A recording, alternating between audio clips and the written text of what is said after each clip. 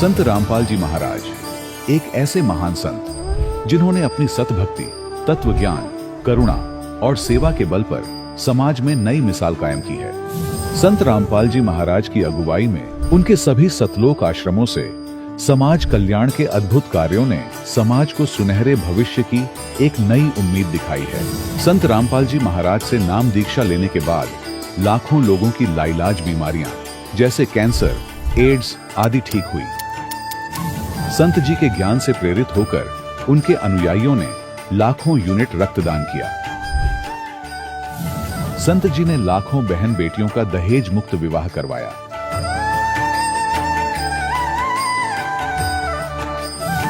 संत जी ने लाखों लोगों का नशा छुड़वाया, करोड़ों उजड़े परिवार बसे।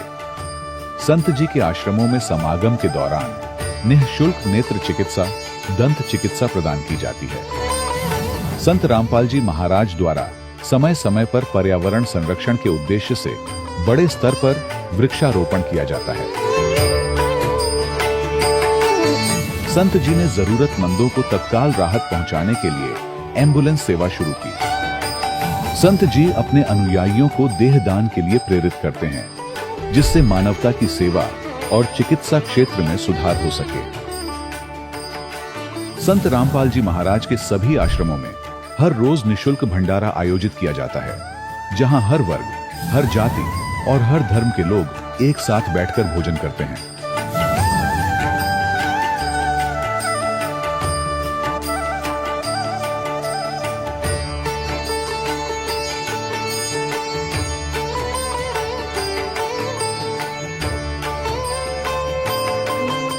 संत रामपाल जी महाराज की अन्नपूर्णा मुहिम ने गरीब और बेसहारा लोगों के जीवन में एक नई ऊर्जा और उम्मीद को जन्म दिया है।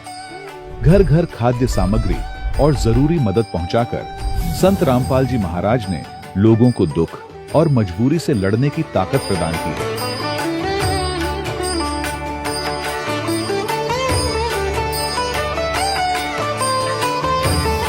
संत रामपाल जी महाराज द्वारा गरीब लोगों के लिए घर बनवाने का अद्भुत कार्य एक ऐसी मिसाल कायम कर रहा है जो सदियों सदियों संत जी की उदारता और दया भावना के तौर पर जाना जाएगा।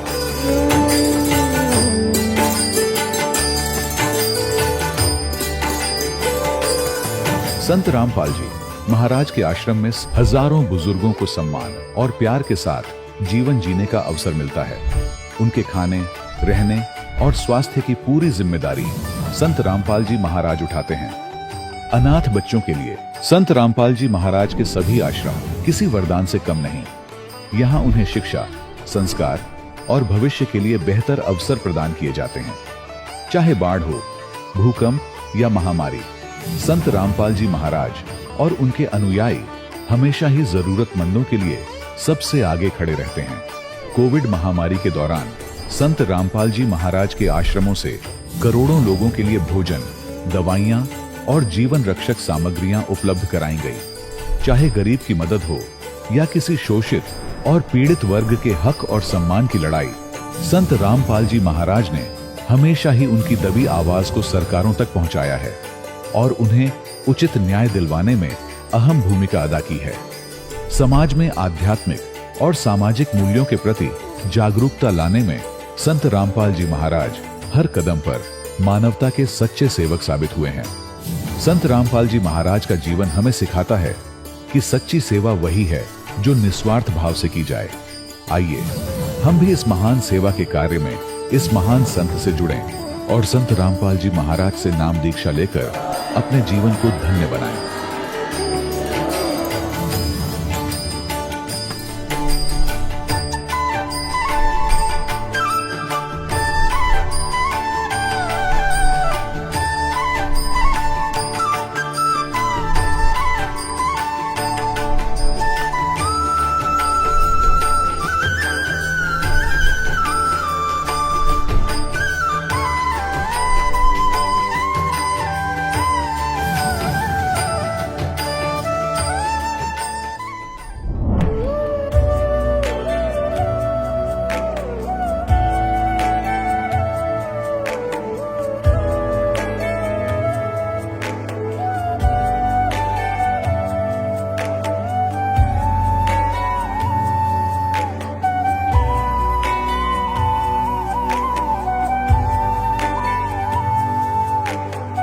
प्रभु राम देव भगवान अल्लाह खुदा ईश आदि नाम एक ही शक्ति के हैं। वो कैसा है, कहां है, कैसे मिलता है, किसने देखा है? ये प्रश्नवाचक चिन्ह पूर्ण रूप से हटाने के लिए अवश्य सुनिए जगत गुरु तत्वदर्शी संत रामपाल जी महाराज के अमृत वचन, सर्व पवित्र धर्मों के पवित्र शास्त्रों के आधार पर। सत साहिब दर्शकों, जब कोई सुख और शांति की चाह में अपने धर्म में प्रचलित हर भक्ति साधना को अपनाता हो, लेकिन वर्षों तक पूजा पाठ करने के बावजूद भी जब उसे कोई वास्तविक लाभ नहीं मिलता, तो उसका निराश और तनाव का शिकार हो जाना यह सब स्वाभाविक हो जाता है। दर्शकों, ऐसी ही कुछ कहानी थी हरियाणा की रहने वाली रामकली जी की। रामकली जी ने अपने जीवन में सभी देवी देवताओं की हर संभव भक्ति की, लेकिन इसके बावजूद भी ना तो इनके जीवन में शारीरिक सुख था और ना ही मानसिक शांति। लेकिन दर्शकों, आज रामकली जी का कहना है कि जब से मैंने संत रामपाल जी महाराज की शरण ग्रहण की, तब से मेरे जीवन में अद्भुत परिवर्तन आया है। अब ना केवल मेरा बल्कि मेरे पूरे परिवार का जीवन पूरी तरह से बदल चुका है।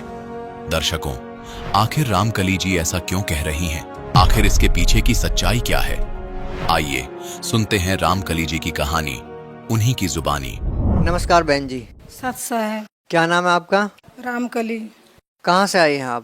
हम आए हैं ये हरियाणा से, सेहतपुर फरीदाबाद से, लेकिन हम रहने वाले गाजीपुर के हैं, गांव बरेसर है। हम यहाँ लोग दिल्ली फरीदाबाद में रहते हैं। संत रामपाल जी महाराज की शरण में आने से पहले आप क्या भक्ति साधनाएं करते थे? हम साधना शंकर जी के, ब्रह्मा विष्णु और दुर्गा के भक्ति करते थे। कितने साल आपने उनकी भक्ति की? भक्ति तो हम बचपन से करते आ रहे थे। हमारे मायके में बहुत पूजा पाठ होता है, लेकिन शादी होने के बाद जब ससुराल में आए, शादी होते ही हम बीमार पड़ गए। फिर थोड़े दिन के बाद कुछ दिन सही रही, ऐसे ही चलते रहा। फिर उसके बाद 2-4 साल के बाद मैं दिल्ली में आ गई अपना हस्बैंड के साथ में। उसके बाद तो मेरी बीमारी वहीं से चालू हो गई ज़्यादा। तो फिर आप संत रामपाल जी महाराज की शरण में कैसे आए? हम संत रामपाल जी के शरण में आए गुरु जी की कि एक माई हमारे गली में रहती है। हम गए थे आशुतोष सत्संग में देखने के लिए गए थे कि भक्ति करते हैं, सत्संग लेते हैं तो दुख दूर हो जाता है।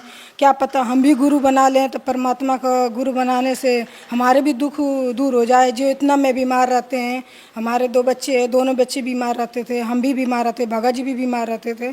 तो इस उद्देश्य से हम गए थे किसी के साथ में देखने के लिए। तो क्या बहन जी, संत रामपाल जी महाराज से नाम दीक्षा लेने के बाद आपके सारे दुखों का निवारण हुआ? हाँ, सतगुरु रामपाल जी के शरण में गए जब हमें माई वो बताई कि आशुतोष के सत्संग से आ रहे थे देख के, तो वहाँ पर यही बताया गया था कि ब्रह्मा विष्णु का पूजा कीजिए और दुर्गा का पूजा कीजिए। तो हमें यही लगा ना कि सभी को पूजा तो हम करते ही आ रहे हैं, इतना पूजा पाठ करते हैं, अब फिर भी हमारे दुख जा नहीं रहे, इतना में बीमार पड़े। जब हमारे इतनी शक्ति नहीं, हम चरपाई में पड़े हुए हैं, हम कैसे पूजा करें? इतने साल से तो पूजा करते ही आए हैं। तो यही सोच के मैं रोती हुई वहाँ से आ रही थी। फिर वहाँ से रोते हुए आ रहे थे तो एक राधे कृष्ण वाले माई मिली थी, उनसे भी 1-1.5 घंटा बहस हुआ। फिर मैं उनसे भी बहस करके मैं घर पे आई। एक माई मिल गई थी रास्ते में, सरस्वती कॉलोनी में रहती है। तो फिर उस माई ने बताया, फिर हमें यही परमात्मा से अरदास घरे आके लगाया कि मालिक अगर सचमुच अब धरती पर आए हुए हो तो अपना शरण में ले लीजिए, हमारे दुख दूर कर दीजिए, कष्ट हम आपके भक्ति करेंगे, आपके शरण में अपना शरण में बुला लीजिए। तो जिस संडे का हमने परमात्मा का सत्संग देखा टीवी चैनल पर, जाकिर नायक का चर्चा चल रहा था, 3 घंटा सत्संग देखा। और सत्संग देखने के बाद ऐसा लगा कि ऐसे पूरी विश्व में कोई संत है ही नहीं है, भगवान है ही नहीं है। तो मेरे को यही मन में लगा कि हे परमात्मा, हमको अपने शरण में बुला लीजिए। जिस संडे को देखा उसी संडे का 8वां दिन परमात्मा के हम गए देखने के लिए परमात्मा का सत्संग। वहाँ जाने के बाद जब देखा था ऐसा लगा कि ऐसे कहीं विश्व में है ही नहीं। तो फिर मालिक ने इतनी बड़ी रजा कर दी है कि भगत जी नहीं करते रहे, दोनों बच्चे भी जुड़ गए, हम भी जुड़ गए। अब भगत जी भी ले लिए। फिर भक्ति लेने के बाद जब घर पर आए तो परमात्मा पर इतना विश्वास नहीं था भगत जी पर। फिर हमें अच्छा लगा, फिर हम नाम दाम लेके 4 परिवार घरे आ गए। संत रामपाल जी महाराज की शरण में आने के बाद आपको क्या क्या लाभ हुए?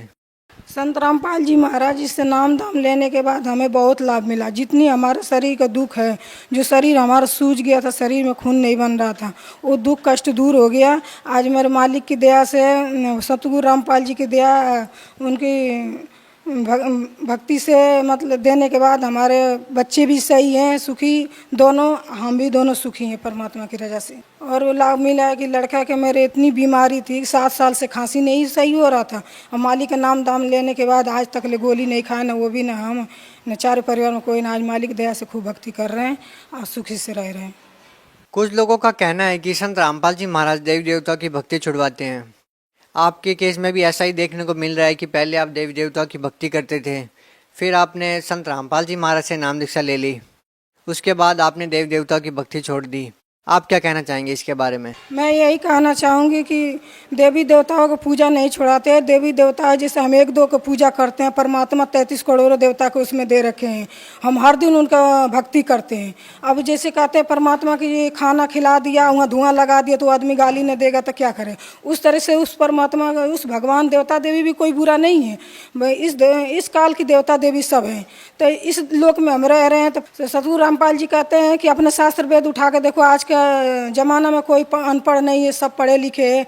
किसी के सिखाने से कहने से कुछ नहीं होता है, पढ़ के अब मिला के देखो उसमें कौन झूठ है कौन सही है। सत्य बोलना कोई गलत नहीं है, तो भक्ति करना बहुत जरूरी है उस अपना ग्रंथ से।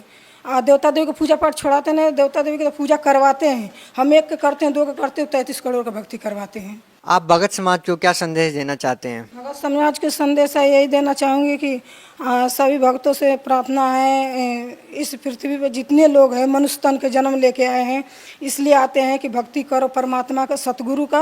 अपना जो हम सुख खोजना चाहते हैं, और बाकी संत में चाहे इधर उधर भटक रहे हैं भक्ति भजन में, वो परमात्मा का अपना ग्रंथ उठा के देखिए मिला के, और उस ज्ञान गंगा से क्या सत्य है क्या गलत है, और भक्ति सही साधना करो।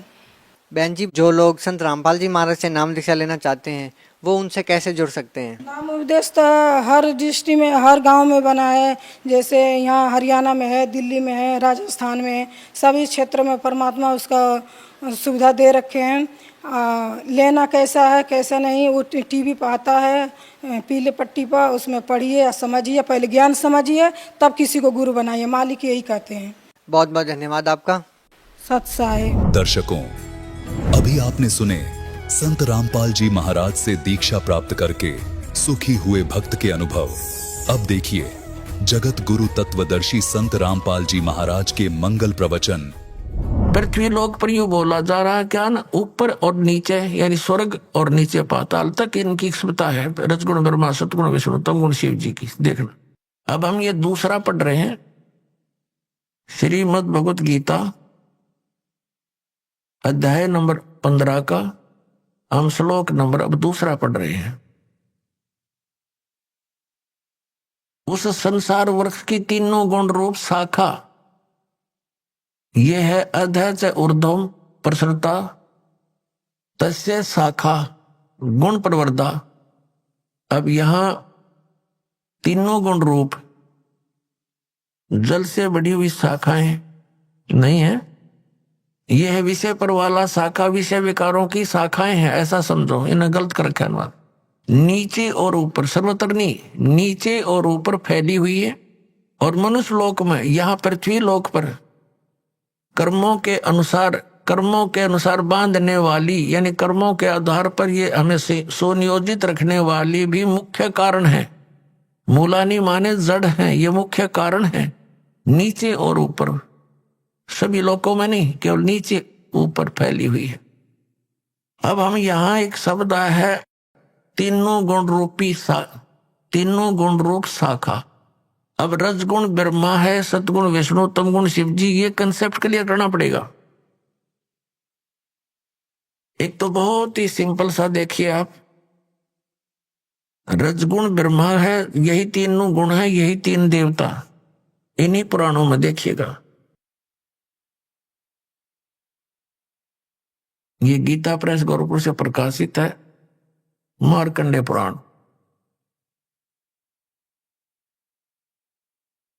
ये वही मार्कंडेय पुराण है, सचित्र मोटा टाइप।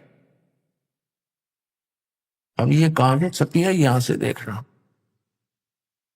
प्रकाशक एवं मुद्रक हैं गीता प्रेस गोरखपुर, गोविंद भवन कार्यालय कोलकाता का संस्थान। ये इनके फैक्स और फोन नंबर है। इसके 123 नंबर पर आपको दिखाते हैं।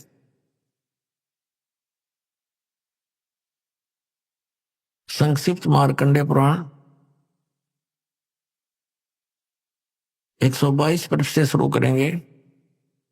ये मार्कंडे जी बोल रहे हैं। मार्कंडे जी अपना ज्ञान बता रहे हैं और इसके सामने आ जाते हैं। यहां रजोगुण प्रधान ब्रह्मा, तमोगुण प्रधान रुद्र और सत्व प्रधान श्री विश्वपालक विष्णु है। यही 3 देवता हैं और यही 3 गुण हैं। यही 3 देवता हैं, रजगुण ब्रह्मा, सतगुण विष्णु, तमगुण शिव जी। और यही 3 देवता कहो चाहे इनको 3 गुण कहो। वह कंसेप्ट क्लियर। वैसे तो बुद्धिमान को कहते हैं संकेत बहुत होता है, लेकिन फिर भी ये बहुत गहरी जड़ें हैं इस ज्ञान की हमारे अंदर, और प्रमाण देते हैं। देखिएगा, ये है श्रीमद् देवी भागवत हिंदी टीका सहित भाग 1। ये कहां से प्रकाशित है?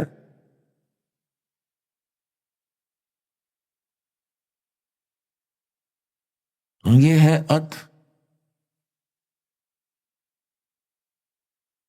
अथ देवी भागवतम सभाष्टिकम समातम, खेमरा श्री कृष्ण दास प्रकाशन, मुंबई 4। अब यहां देखना, इसमें संस्कृत भी साथ है, बहुत कमाल है। यह है अथ श्रीमद् देवी भागवते भाषा टीका युक्ते तृतीय स्कंद प्रारंभते। 3रा स्कंद प्रारंभ हुआ। अब इसके 11वें पृष्ठ पर, 3रे स्कंद में 11वां पृष्ठ पर हम अब आ गए हैं। 5वां अध्याय है ये।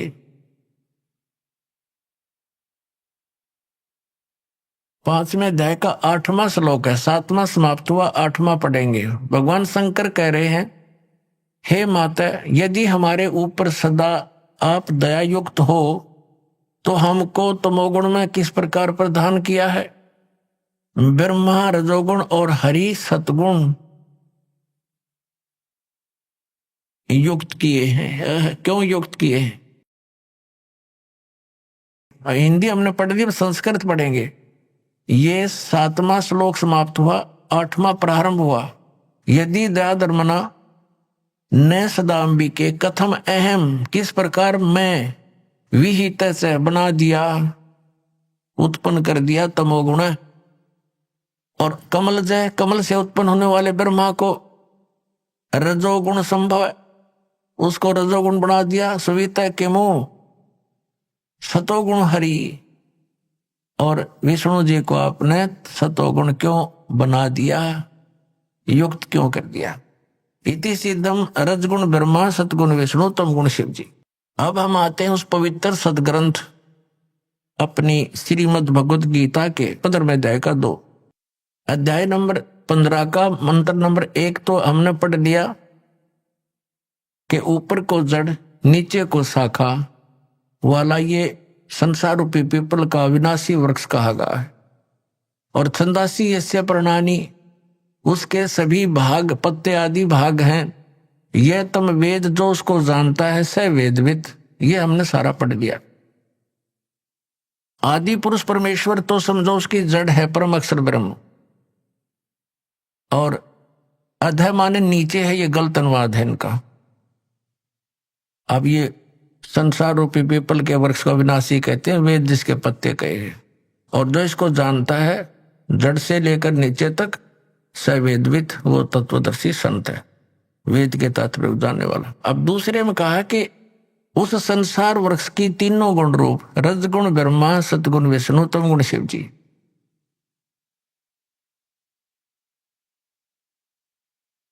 ये विषय वासना रूपी शाखाएं समझो, और ये नीचे और ऊपर फैली हुई है, सर्वत्र नहीं। ये मनुष्य लोक में कर्मानुसार भी यही हमें सुनियोजित रखते हैं, जैसा जिसका कर्म है वैसा ही देते रहते हैं। ये यहाँ पर हमें बांधे रखते हैं, बांधने वाले हैं। और नीचे और ऊपर फैली हुई, सभी लोगों में नहीं। अब तीसरे में कहा है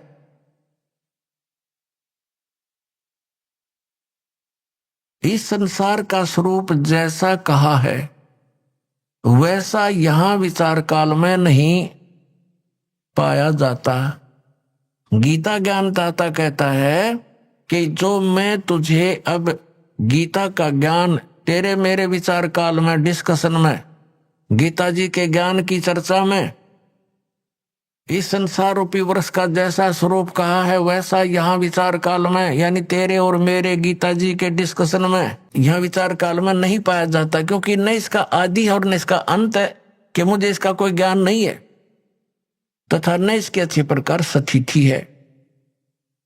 इसलिए इस सुविरुद्ध मूलम इन्होंने अनुवाद गलत किया है। अति दृढ़ मूल वाले, ये ठीक है, इतना ही काफी है। अति दृढ़ मूल वाले यानी ऊपर को जो जड़ है वो तो है अमर स्थल, अमर स्थान परमात्मा का। जैसे ऊपर को जो जड़ समझो जहां से सब संसार की उत्पत्ति हुई है, जड़ों से पेड़ उगता है, बनता है पौधा बनकर, तो वो आदि ऊपर के जो लोक हैं, सतलोक, अलखलोक, अगम और अकैलोक, वो तो सुविरूढ़ है यानी दृढ़ है, वो तो अविनाशी स्थान है, और वहां से ही बाकी के संसार रूपी वृक्ष की प्रवृत्ति विस्तार को प्राप्त हुई है, यानी उस वहां से सबकी रचना हुई है, तो वो तो अविनाशी है। सुविरूढ़ मूलम, संसार रूपी वृक्ष की जो जड़ है वो तो समझो दृढ़ है, अविनाशी है।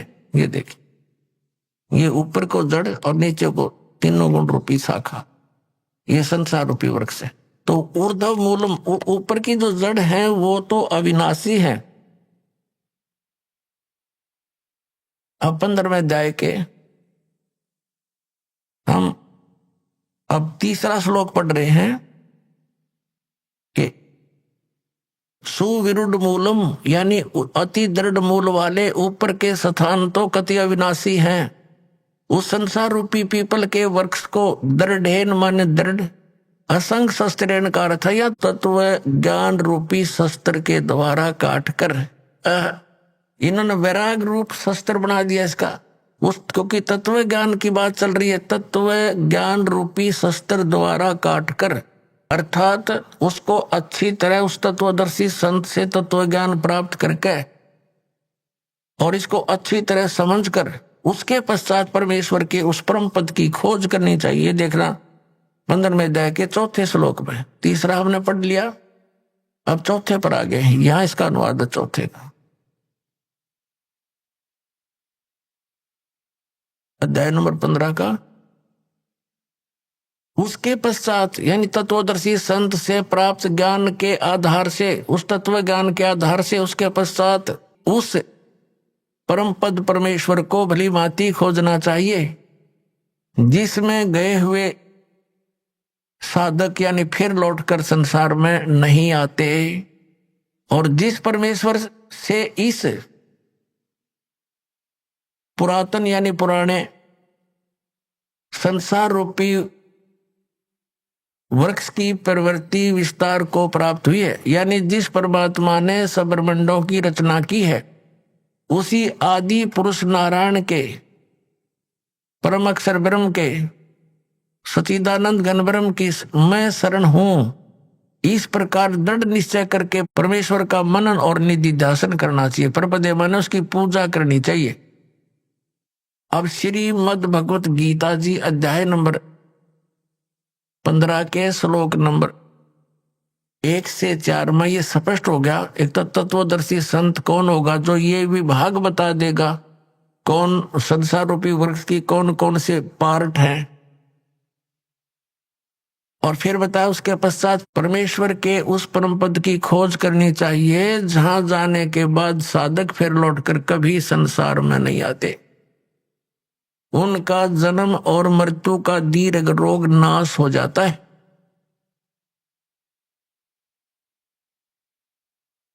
अपनात्माओं प्रसंग चल रहा है, यहां पर 3 परमात्मा, 3 पुरुष, 3 प्रभु मुख्य रूप से अध्यात्म ज्ञान में रहते हैं। एक सरपुरुष, एक अक्षर पुरुष, एक परम अक्षर पुरुष, जिसको सच्चिदानंद घन ब्रह्म कहा है।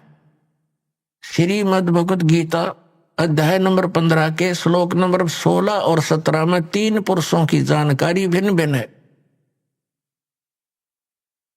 इससे पहले थोड़ा सा और संशय निवारण करेंगे और थोड़ा सा प्रमाण जानेंगे। श्रीमद् भगवत गीता अध्याय नंबर 7 के श्लोक नंबर 29 में गीता ज्ञान दाता ने कहा है कि जो व्यक्ति उस तत्ब्रह्म से परिचित है और सारे अध्यात्म ज्ञान से परिचित है, सभी कर्मों से परिचित है, वो केवल जन्म, जरा और मरण से छूटने के लिए ही प्रयत्न करता है, संसार की और किसी भी वस्तु की इच्छा नहीं रखता। ये 7वें अध्याय के 29वें श्लोक में बताया गीता ज्ञान दाता ने, और 30 श्लोक हैं 7वें अध्याय में। फिर 8वें अध्याय के प्रथम श्लोक में गीता ज्ञान दाता से अर्जुन ने पूछा कि किम तत्ब्रह्म, वो तत्ब्रह्म क्या है और वो अध्यात्म ज्ञान क्या है, वो कर्म क्या है, वो तत्ब्रह्म क्या है, मुझे उसकी जानकारी दीजिए कि जिसको जानने के बाद साधक फिर यहाँ की किसी वस्तु की डिमांड नहीं रखता। 8वें अध्याय के 3 श्लोक में गीता ज्ञानदाता ने उसका उत्तर दिया है कि वो परम अक्षर ब्रह्म है। यानी गीता ज्ञानदाता से कोई अन्य समर्थ शक्ति है, वो सुप्रीम गॉड है, वो परम अक्षर ब्रह्म है। अब प्रमाण देखिएगा, अध्याय नंबर 7 का और यहाँ 29वां श्लोक है। यहाँ संस्कृत है इसकी। जरा मरण मोक्षाय, जरा माने बुढ़ापा वृद्धावस्था, मरण मृत्यु, मोक्षाय माने मोक्ष के अर्थ, मोक्ष के लिए, उस जरा और मरण से छुटकारे के लिए माम आश्रित है, मेरे इस ज्ञान का आश्रय करके के तत्वदर्शी संत की खोज कर ले, वो बतावेंगे। उसका आश्रय करके यतनती, ये जो प्रयत्न करते हैं, जरा मेरे उस ज्ञान का को आधार बनाकर तत्वदर्शी संत की खोज करके जो प्रयत्न करते हैं, किस लिए, जरा और मरण से छूटने का, ते ब्रह्म तत्विदु कृष्णम अध्यात्म कर्म च अखिलम। इसका अनुवाद देखिए। गीता ज्ञानदाता कहता जो मेरे शरण हो गए, जरा माने वृद्धावस्था, मरण से यानी मृत्यु से छूटने के लिए प्रयत्न करते हैं, यत्न करते हैं, वे पुरुष तत् ब्रह्म, तत् उस ब्रह्म को, तत् ब्रह्म को, संपूर्ण अध्यात्म को तथा संपूर्ण कर्मों को जानते हैं। अध्याय नंबर 7 के 30 में इतना कहा है कि जो मुझे जानते हैं इस सब रूप में, तो वो मुझे ही जानते हैं, आगे नहीं जानते वो। अब इसके साथ ही ये है 8वां अध्याय, इसके प्रथम मंत्र में अर्जुन ने पूछा किम तत्ब्रह्म, अर्जुन वाच किम तत्ब्रह्म, आपने जिस इस तत् ब्रह्म, उस ब्रह्म को, संपूर्ण अध्यात्म को, संपूर्ण कर्मों को जानते।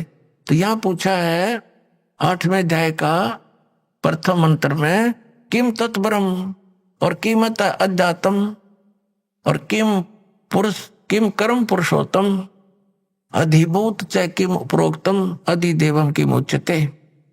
वह ब्रह्म क्या है, हे पुरुषोत्तम वह ब्रह्म क्या है। तो गीता ज्ञानदाता ने अब इसी गीता अध्याय नंबर 8 के और श्लोक नंबर 3 में कहा है वह परम अक्षर ब्रह्म है। वह परम अक्षर ब्रह्म है जो गीता ज्ञानदाता से अन्य और समर्थ है। अब हम समझेंगे गीता अध्याय नंबर 15 के श्लोक नंबर 16 और 17 को बहुत आसानी से समझ में आएंगे। सरपुरुष ये ज्योत निरंजन है, गीता ज्ञानदाता श्री कृष्ण में प्रवेश करके बोलता है, और अक्षर पुरुष है ये 7 शंख ब्रह्मांड का स्वामी, जो संसार रूपी वृक्ष का तना जानो। और मूल जो है वो परम अक्षर ब्रह्म है। अब देखिएगा गीता अध्याय नंबर 15 का श्लोक नंबर 16 और 17। इसके नीचे से 16वां यहां श्लोक है। द्वौ इमौ पुरुषो लोके सर सर च अक्षर है एव च। इस लोक में दिवो माने दो, पुरुषो माने परमात्मा वेल नोन है। कौन? सर पुरुष को हो, अक्षर पुरुष को। इस पुरुष को हम यहां दो जगह लगा सकते हैं, सर पुरुष और अक्षर पुरुष। और इनके अंतर्गत जितने प्राणी हैं वो तो नासवान हैं, जीवात्मा किसी की मरती नहीं है, तो सबका गधे की भी नहीं मरती। यह अनुवाद देखें, इस संसार में नासवान और अविनाशी भी ये दो प्रकार के पुरुष, यानी पुरुष माने परमात्मा प्रभु हैं। एक सरपुरुष, एक अक्षर पुरुष। और संपूर्ण प्राणियों के शरीर नासवान है, जीवात्मा तो सबकी अविनाशी है, गधे कुत्ते की भी है। अब 17 में कहा कि उत्तम पुरुष तो अन्य, इन दोनों से, इस सर और अक्षर से, ये दो पुरुषों से अन्य है। उत्तम पुरुष है तो अन्य, और परमात्मा इति उदारत है, जिसको परमात्मा कहा जाता है। ये लोक त्रयम् आविश्य विवर्ति, जो तीनों लोकों में प्रवेश करके सबका धारण पोषण करता है, अवय ईश्वर है, वो वास्तव में अविनाशी परमात्मा है। उत्तम पुरुष यानी श्रेष्ठ प्रभु तो कोई और है, इन दोनों से, 16वें श्लोक वालों से अन्य है, और ही है। तीनों लोकों में प्रवेश करके संसार रूपी वृक्ष को, यानी जड़ों से ही आहार प्राप्त होता है, यानी उस परमात्मा से ही सबका धारण पोषण हो रहा है। वो सबका मालिक है, सबका दाता है। अब यहां फिर देखिए, उत्तम पुरुष तो अन्य ही है, जो तीनों लोकों में प्रवेश करके सबका धारण पोषण करता है। वो अविनाशी परमेश्वर परमात्मा इस प्रकार कहा गया। अब ये विचलित कर देंगे आपको ये तत्वज्ञानहीन 18वें 15वें अध्याय के 18वें श्लोक में। अपने आत्मा ये तत्व ज्ञान है, और ये तत्व ज्ञानहीन प्राणी आपको यहां अड़ा देंगे कि गीता ज्ञान दाता ने 15वें अध्याय के 18वें श्लोक में बताया कि वो उत्तम पुरुष मैं ही हूं। नहीं, यहां तो इसने ये कहा कि मेरे अंतर्गत जितने प्राणी हैं उनसे मैं उत्तम हूं। इसलिए लोक वेद के आधार से, यानी दंत कथाओं के आधार से मैं पुरुषोत्तम प्रसिद्ध हूं। लेकिन उसने स्पष्ट कर दिया है 15वें अध्याय के 17वें श्लोक में कि वो तो कोई और है, उसको तो तत्वदर्शी संत बताएंगे। बस इतनी सी बात है। ये देखो गीता अध्याय नंबर 15 का और श्लोक नंबर 18। क्योंकि मैं, इसका अर्थ है यस्मात् सर अतीत है अहम अक्षरात् अपि च उत्तम उत्तम अतः अस्मि लोके वेदे। लोके वेदे माने लोक वेद में, दंत कथाओं के आधार में मैं पुरुषोत्तम प्रथित माने प्रसिद्ध हूं। क्योंकि मैं नासवान जड़ वर्ग क्षेत्र से तो सर्वथा अतीत हूं, और अविनाशी जीव आत्मा से भी उत्तम हूं। इसलिए लोक और वेद में पुरुषोत्तम नाम से प्रसिद्ध हूं। अब यहां इसने क्या कहा है? यदि ये और साथ में श्लोक आपको ना सुनाए जाते तो यहां आपकी बुद्धि नहीं सेट होती। ये कहता है कि मेरे अंतर्गत जितने भी प्राणी आते हैं, क्योंकि ये केवल 21 ब्रह्मांड का स्वामी है, और इसको सरपुरुष भी कहते हैं। तो ये कहता है मेरे अंतर्गत जितने प्राणी हैं वो चाहे तो नासवान जड़ वर्ग है और चाहे अविनाशी जीवात्माएं हैं, उनसे मैं उत्तम हूं, श्रेष्ठ हूं। इसलिए इस दंत कथा के आधार से, लोक वेद के आधार से मैं पुरुषोत्तम प्रसिद्ध हो रहा। वो वास्तव में पुरुषोत्तम तो उसने बता दिया कोई और ही है। और फिर 8वें अध्याय के श्लोक नंबर 1 के उत्तर में, 8वें अध्याय के 3रे श्लोक में गीता ज्ञानदाता ने स्पष्ट ही कर दिया है कि वो परम अक्षर ब्रह्म है। वो परम अक्षर ब्रह्म है। अपनात्माओं, श्रीमद् भगवत गीता अध्याय नंबर 8 के श्लोक नंबर 5 और 7 में गीता ज्ञानदाता अपने विषय में कहता है कि अर्जुन, तू सब भाव में, सब समय में मेरा स्मरण कर, मुझ में भाव वाला बन और युद्ध भी कर, मुझे ही प्राप्त होगा। अब जहां आशा तब आशा होई, मन कर्म वचन सुमरियो सोई। अब 8वें अध्याय के 8, 9, 10 में गीता ज्ञानदाता इन 3 श्लोकों में अपने से अन्य उस परम अक्षर ब्रह्म की शरण में जाने को कह रहा है कि उसकी भक्ति करेगा तो उसको प्राप्त होगा। और अपने विषय में दूसरे अध्याय के 12वें श्लोक में, चौथे अध्याय के 5 और 9 श्लोक में, 10वें अध्याय के दूसरे श्लोक में गीता ज्ञानदाता कहता, अर्जुन तेरे और मेरे बहुत जन्म हो चुके, तू नहीं जानता, मैं जानता। इससे सिद्ध हो गया कि गीता ज्ञानदाता भी नाशवान है और नाशवान की भक्ति करने से स्थायी मोक्ष हो नहीं सकता, जन्म मृत्यु का रोग नहीं कट सकता। अब आपको फिर दिखाते हैं श्रीमद् भगवत गीता, यही वो गीता जी है।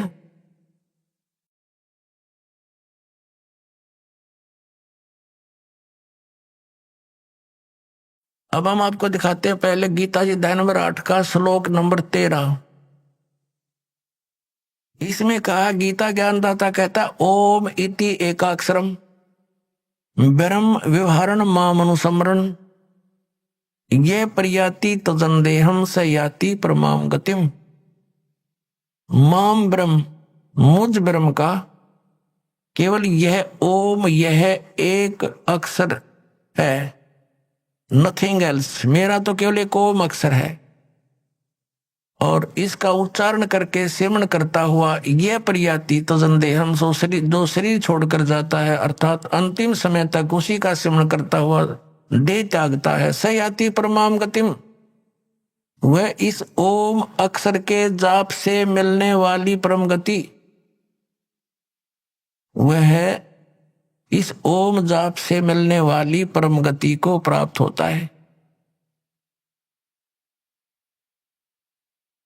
सब प्राणियों के, ये तो वैसे यहां से शुरू होता है, इसका अनुवाद 12 और 13 का इकट्ठा कर रखा है इन्होंने। जो पुरुष ओम ओम इस एक अक्षर रूप ब्रह्म को, इन्हें अनुवाद गलत करने का ठेका ले रखा था। इस एक अक्षर नहीं, एक अक्षर मुझ ब्रह्म का एक अक्षर सुमन करता हुआ मुझ निर्गुण ब्रह्म का चिंतन करता हुआ शरीर त्याग कर जाता है, वह पुरुष परम गति को प्राप्त होता है। अब ये यहां क्या कहना चाह रहा है गीता ज्ञानदाता, कि मेरा तो एक ओम अक्षर है और जो इसका सेवन करता हुआ शरीर छोड़कर जाएगा, इस ओम से मिलने वाली परम गति वो क्या है, वो ब्रह्मलोक है। और ब्रह्मलोक में गए हुए प्राणी भी पुनरावृत्ति में है। गीता जी अध्याय नंबर 8 के श्लोक नंबर 16 में स्पष्ट किया, देखिएगा। ये 16वां श्लोक है ये। हे अर्जुन, ब्रह्मलोक पर्यंत सब लोग पुनरावृत्ति में है, पुनरावृत्ति है। अब इस सटार को इन्होंने यहां देकर कंसेप्ट क्लियर किया है, अर्थात जिनको प्राप्त होकर पीछे संसार में आना पड़े ऐसे, इसलिए पुनरावृत्ति कहा है। यानी ब्रह्मलोक में गए हुए प्राणी भी फिर लौटकर आते हैं। अब यहां थोड़ा सा और दिखाएंगे। पुण्यात्माओं, हम एक रोटी पेट के लिए, निर्वाह के लिए 15-16 वर्ष पढ़ते हैं और क्या मिलता है, 2 टूक। और जब भगवान प्रसन्न हो गया तो सब कुछ देगा आपको। इस आत्म कल्याण के चैप्टर को हमने क्लोज करके तो रखा है, और कोई स्टार्ट करता है तो ये ज्ञानी बैठे जगह जगह ठग, इनको कख पता नहीं, मूर्ख बना रखा पूरे विश्व को। तो दास चाहता है कि आप स्वयं समझें, तब हमारी जड़ता हटेगी और तब हम इनसे दूर हटेंगे, नकलियों से। इन्होंने बैठा दिया हमारे दादे और परदादों का, सारे भूत बनवा दिए, कोई गधे कुत्ते की योनि में गए, काल के मुंह में डाल दिए। तो इस तत्व ज्ञान को आप स्वयं समझो और फिर देखना। कोई बात है यार, सदगुरु हमारे पास है, हम एजुकेटेड हैं, उनका कुछ से सींग लाग रहे थे जो ये न पढ़ा करते गलत बताया करते, हम उनको विद्वान मानने बैठे थे। तो इसके समझने के लिए हमें थोड़ा समय चाहिएगा। अब जैसे देवी भागवत में, देवी पुराण में देवी जी हिमालय राजा को ज्ञान दे रही है और उसको बता रही है कि तू सब पूजाएं छोड़ दे, मेरी पूजा भी मत करना यदि तुझे आत्म कल्याण चाहिए। अब जितना इसको ज्ञान था कि कैसे आत्म कल्याण ये कितना मानती थी, तो बताया कि ब्रह्म का एक और मंत्र है और उसका जाप कर तो तेरा कल्याण होगा और जो वो ब्रह्म लोक में रहता है वहां चला जाएगा। देखिएगा देखिएगा देवी भागवत, ये गीता प्रेस गोरखपुर से प्रकाशित है। संक्षिप्त देवी भागवत यानी देवी पुराण, संपादक हनुमान प्रसाद पौदार, चिमन लाल गोस्वामी।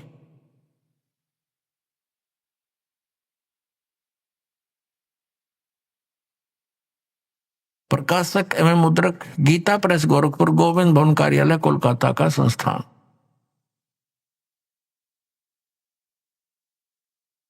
हम ज्यादा ना पढ़ेंगे, अपने काम का पढ़ेंगे। 562 पृष्ठ पर ले चलते आप। 7वां स्कंद, संक्षिप्त देवी भागवत, 562 पृष्ठ पे यहां देवी के द्वारा हिमालय को ज्ञानोपदेश, ब्रह्म स्वरूप का वर्णन। देवी जी कहने लगी, पहले तो अपने बारे में बताती है, फिर कहती है कि उस ब्रह्म का क्या स्वरूप है। यह बतलाया जाता है जो प्रकाश रूप सबके अत्यंत समीप में सतीत, हृदय रूप गुहा में सतीत होने के कारण गुहाचर नाम से प्रसिद्ध और महान पद अर्थात परम प्राप्य है। वह है यह परम सत्य। हम थोड़ा सा पढ़ेंगे। अमृत अविनाशी तत्व है सौम्य, उस वेदने योग्य लक्ष्य का तुम वेदन करो, मन लगाकर उसमें तन्मय हो जाओ। यह देखना, उस एकमात्र परमात्मा को जाने, दूसरी सब बातों को छोड़ दे। यानी सबकी पूजा, इवन अपनी पूजा को भी छोड़ने को कह रही है देवी जी। यही अमृत रूप परमात्मा के पास पहुंचाने वाला पुल है। संसार समुद्र से पार होकर अमृत स्वरूप परमात्मा को प्राप्त कराने का सुलभ साधन है। इस आत्मा का ओम के जप के साथ ध्यान करो, ओम नाम जाप करो उसका। इससे अज्ञान में अंधकार से सर्वथा परे और संसार समुद्र से उस पार जो ब्रह्म है उसको पा जाओगे। ओम के नाम से ब्रह्म प्राप्ति होगी, तुम्हारा कल्याण हो। और वो ब्रह्म कहाँ रहता है? वह यह सबका आत्मा ब्रह्म, ब्रह्मलोक रूप दिव्य आकाश में स्थित है। वह ब्रह्म लोक में रहता है और ओम के नाम से तुम उस ब्रह्म को प्राप्त हो जाओगे, पा जाओगे। और वो कहाँ रहता है? ब्रह्म लोक में। अब क्या सिद्ध हुआ कि ओम नाम के जाप करने से कौन सी परम गति है? ब्रह्मलोक प्राप्ति है। श्रीमद् भगवद गीता अध्याय नंबर 8 के श्लोक नंबर 16 ने स्पष्ट कर दिया है कि वहां गए हुए भी जन्म मृत्यु में रहेंगे, पुनः लौट कर आएंगे। अब हम फिर आते हैं श्रीमद् भगवद गीता, फिर हम आते हैं दोबारा श्रीमद् भगवद गीता पर। देखिएगा, अब ये स्पष्ट हो गया। श्रीमद् भगवद गीता अध्याय नंबर 8 में के मंत्र नंबर 13 में इसने स्पष्ट कर दिया है कि ओम इति एकाक्षरम ब्रह्म व्यवहारन माम अनुस्मरण यह प्रियाति तजन देहम स याति परमाम गतिम। इस ओम माम ब्रह्म, मुझ ब्रह्म का यह एक अक्षर ब्रह्म, ओनली वन मंत्र ओम है।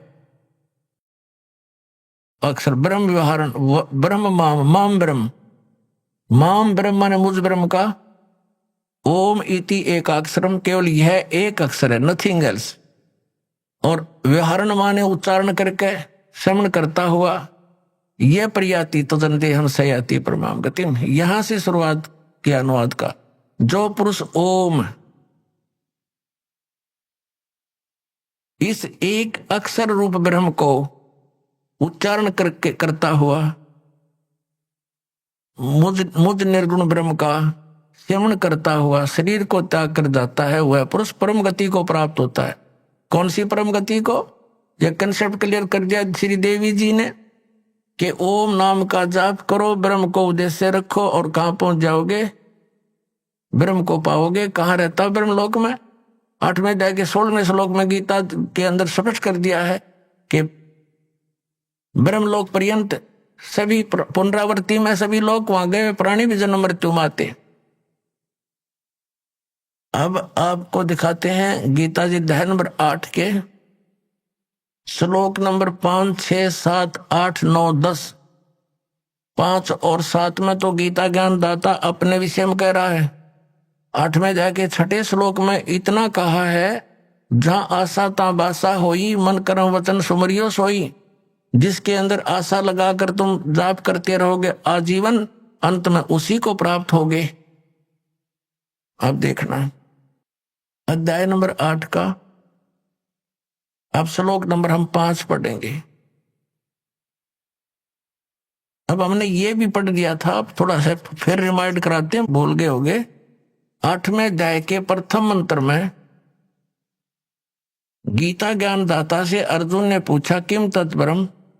आपने 7वें अध्याय के 29वें श्लोक में जिस तत्परम को तत् ब्रह्म, उस ब्रह्म को संपूर्ण धातम को संपूर्ण कर्मों को जानते हैं, वो जो मेरे शरण होकर जरा और मरण से छूटने के लिए प्रयत्न करते हैं, वे पुरुष तत् ब्रह्म को और अर्थात उस ब्रह्म को संपूर्ण धातुओं को कर्मों को जानते हैं। यहां अर्जुन ने पूछा था 8वें अध्याय का प्रथम मंत्र में किम तत्ब्रह्म। इस गीता ज्ञानदाता ने 8वें अध्याय के 3रे श्लोक में 8वें अध्याय के ये 3रे श्लोक में उत्तर दिया, वह परम अक्षर ब्रह्म है। अब हम 8वें अध्याय के ये 5वें श्लोक में कहता है, जो पुरुष अंत काल में भी मुझ को ही स्मरण करता हुआ शरीर को त्याग कर जाता है, वह मद भावम यानी मेरे भाव को प्राप्त होता है, मेरे में भावित रहता है। इसका अर्थ ये है, ये गलत लिखा है इससे, इसमें कुछ भी संशय नहीं। और 6ठे में ये बताया है कि ये नियम है, यम माने ये नियम है, ये देखना। अब हम 6ठा पढ़ रहे।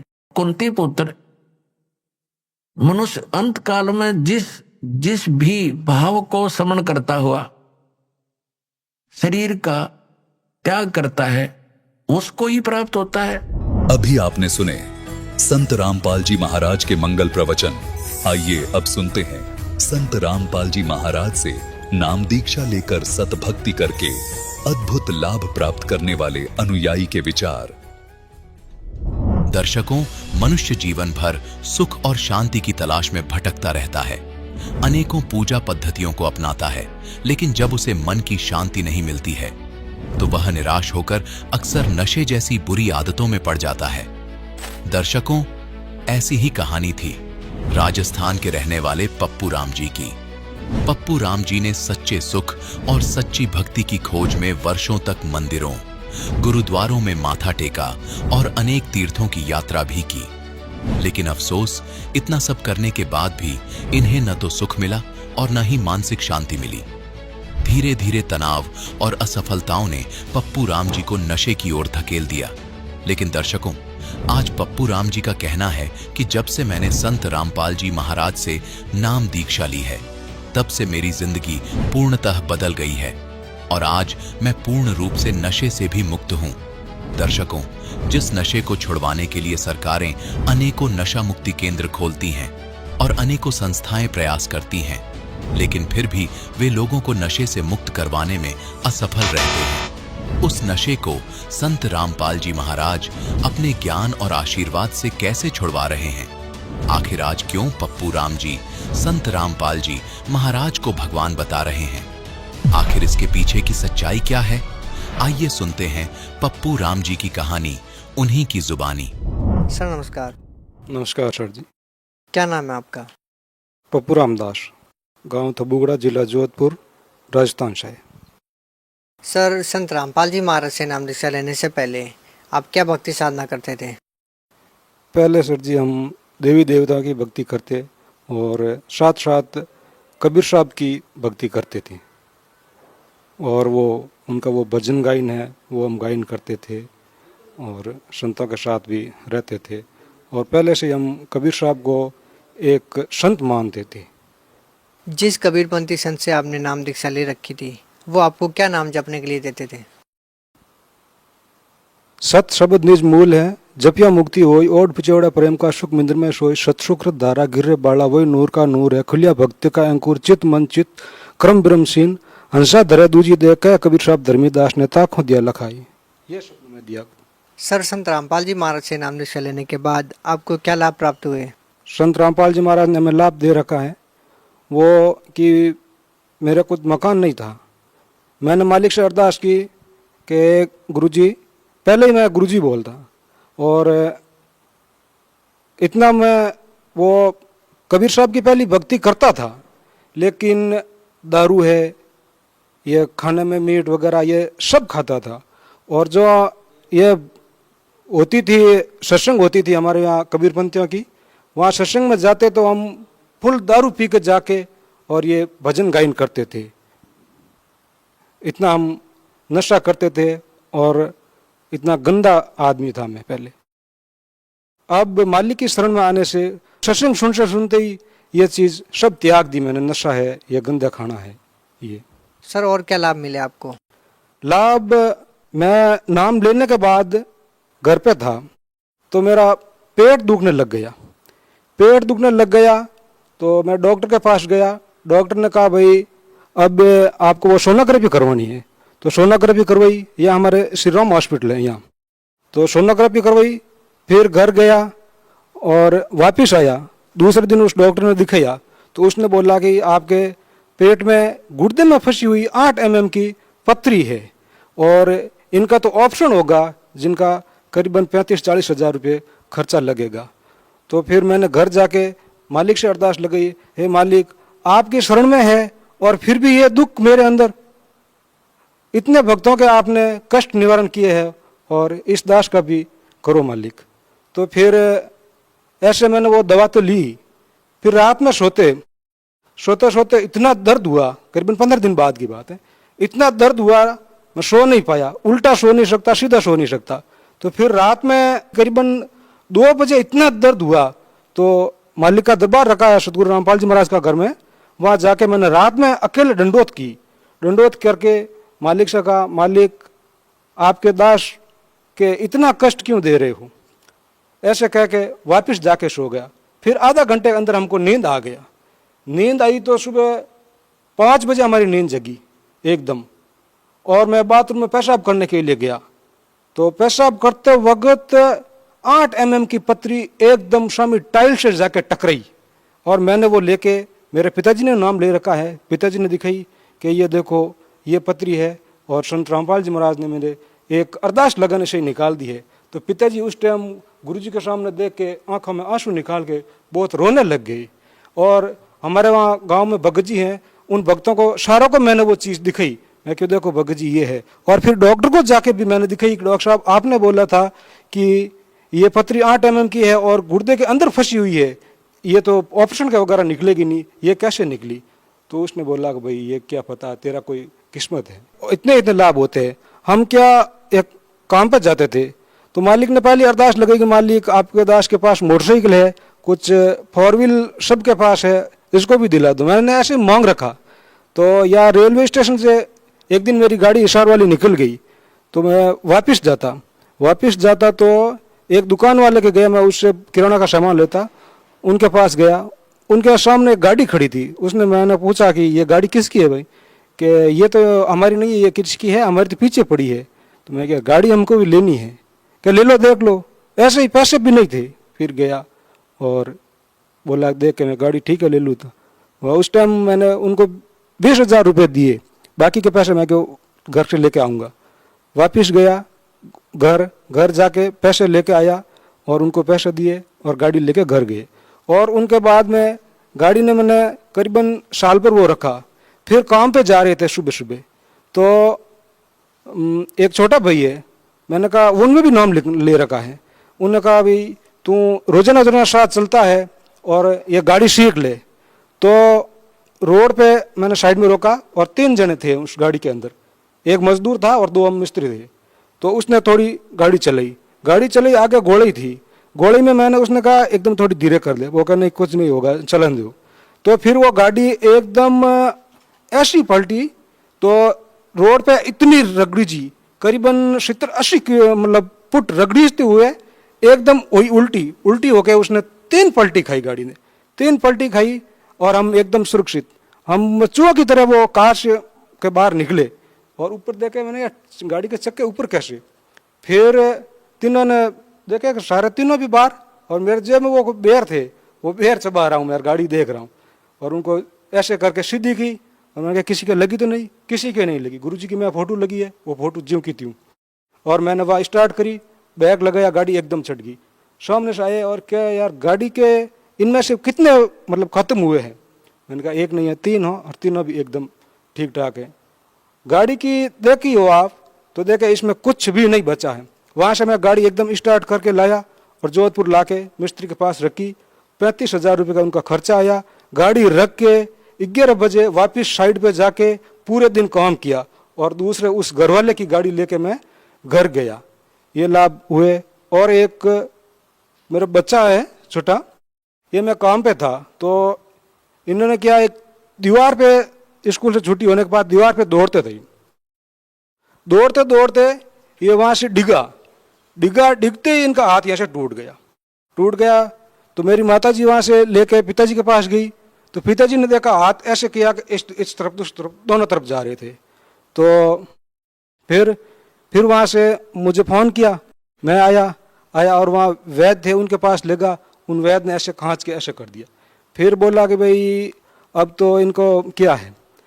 रात नाइट में घर रुका और बच्चा सो रहा था। बच्चा को डर था मेरा कि ये शायद मुझे पीटेंगे। तो पिताजी ने कहा अब इनको मेरे पास सुला दूंगा। तो ये वहाँ सोए तो सुबह उठे और इसने बोला कि मुझे पता नहीं, मेरे मतलब ऐसे बोलते मारते थे, मतलब सारी रात कौन आदमी मेरा हाथ में ये मार रहा था, हाँ मालिश की। फिर वहाँ से बोला कि अब डॉक्टर के पास जाओ। डॉक्टर के पास गए और एक्सरा करवाया तो एक्सरे में ये दोनों हड्डियाँ थी इतनी मतलब छोटी थी, बारीक मतलब दूरी पे। डॉक्टर साहब ने बोला यही श्री राम वाले डॉक्टर साहब। तो इसने बोला कि भाई 40,000 रुपये का खर्चा लगेगा और 3 दिन में हमको आपको एकदम तैयार कर देंगे। मैंने कहा नहीं भाई, एक बार मैं घर जाकर आता हूँ, वापिस रुकना नहीं। बोला अरे यह बच्चा है और इस बच्चे की कसर पड़ जाएगी और आगे मतलब कमजोर हो जाएगा। घर जाके अरदास लग गई आश्रम में सतगुरु रामपाल जी महाराज के। तो ये बच्चा वहाँ गए और सतगुरु रामपाल जी महाराज ने आशीर्वाद दिया और वो बच्चा भी अब मेरे साथ में है। उनको भी आपको मैं दिखाता हूँ। ये इनके हाथ ऐसे टूटे थे और ये दोनों तरफ से एक्सरे अब मैं साथ में लाया नहीं, एक्सरे में ऐसे हड्डियाँ हुई। और फिर कई दिन में तो यहाँ कोई गांठ सी लगती थी, अब एकदम क्लियर है, कोई गांठ नहीं है। फिर मैंने वो वैद्यों से भी दिखाया, कोई कहीं नजर नहीं आता है, यह एकदम ये से हाथ टूटा हुआ था। ये लाभ हुए भगत जी में, और छोटे मोटे लाभों की तो कोई गिनती नहीं है। भगत समाज को क्या संदेश देना चाहते हैं? भगत समाज को तो सर जी मैं क्या संदेश देता हूँ, इस दास की तरफ से सभी भाई बहनों को मेरा हाथ जोड़कर निवेदन है कि अब इस संसार में सतगुरु रामपाल जी महाराज परमात्मा के रूप में आए हुए हैं और ये मानव जन्म बार बार नहीं मिलेगा। और ये अगर ये एक बार अवसर निकल गया तो फिर ये पशुओं की जोनी में जाओगे और फिर ये कोई भक्ति नहीं होगी। यही संदेश मैं देना चाहता हूँ। सर बहुत बहुत धन्यवाद आपका। नमस्कार सर जी।